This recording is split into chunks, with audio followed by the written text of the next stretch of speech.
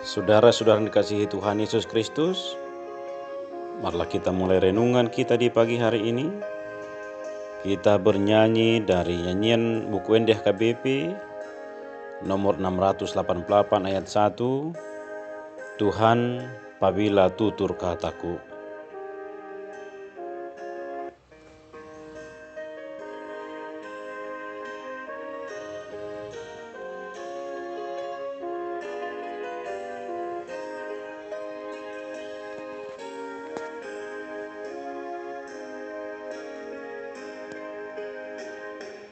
Tuhan pabila tutur kataku membuat sakit hati kawanku, pikiran serta perbuatanku ampunilah.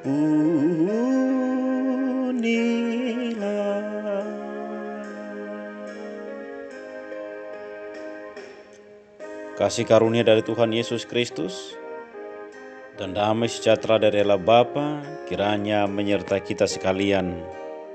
Amin. Firman Tuhan bagi kita di hari ini tertulis pada Injil Matius pasal 5 ayat 44. Beginilah firman Tuhan. Tetapi aku berkata kepadamu, kasihilah musuhmu dan berdoalah bagi mereka yang menganiaya kamu. Demikianlah firman Tuhan. Saudara-saudara yang dikasihi Tuhan, dalam hukum dunia, kata mengasihi dan musuh adalah dua kata yang bertolak belakang. Karenanya tidak dapat dipersatukan. Dalam bahasa Inggris, musuh adalah enemy, berasal dari bahasa Latin inimicus, artinya bukan sahabat atau bukan teman. Definisi jelasnya bahwa musuh adalah orang yang membenci kita, menginginkan hal yang tidak baik terhadap kita, menyebabkan kita jatuh, kita kecewa, sakit, dan sebagainya. Maka nasihat untuk mengasihi musuh bisa dibilang aneh, sebab normanya musuh itu mesti dilawan, dibenci, disingkirkan, kalau perlu dibasmi. Akan tetapi itulah yang dengan tegas dan jelas diajarkan Tuhan Yesus. Tetapi aku berkata kepadamu, kasihilah musuhmu dan berdoalah bagi mereka yang menganiaya kamu. Ajaran mengasihi musuh tidak saja berdimensi teologis yang berkenaan dengan aspek imani, akan tetapi juga berdimensi praktis dan logis. Mengapa kita harus mengasihi musuh? Alasan yang pertama adalah membenci musuh akan merugikan diri kita sendiri. Tidak ada orang yang hidupnya bahagia kalau terus-menerus dikuasai oleh kebencian dan dendam terhadap orang lain.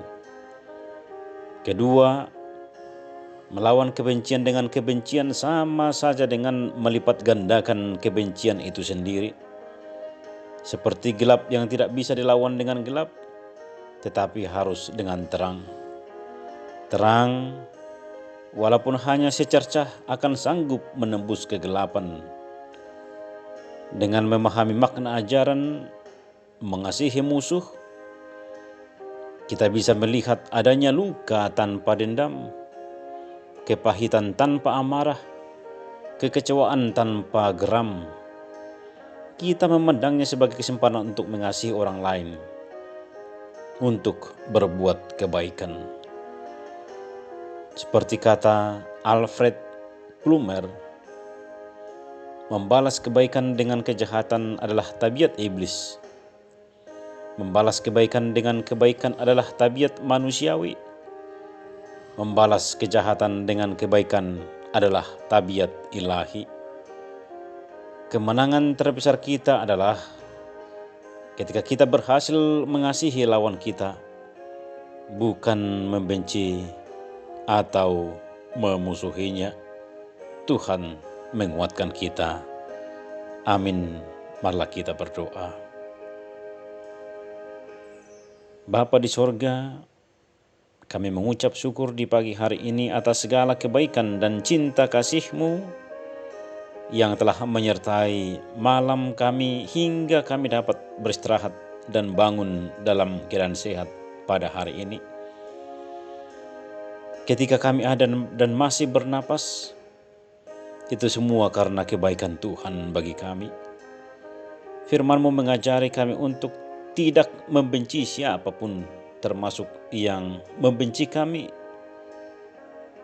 Tetapi kami tetap mengasihi dengan sepenuh hati kami.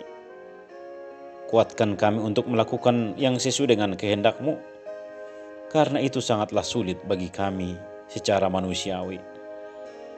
Tetapi mengandalkan kasih-Mu, kami akan mampu melakukan kasih terhadap siapapun, bahkan terhadap musuh kamu. Di dalam nama Tuhan Yesus Kristus, kami berdoa dan mengucap syukur. Amin.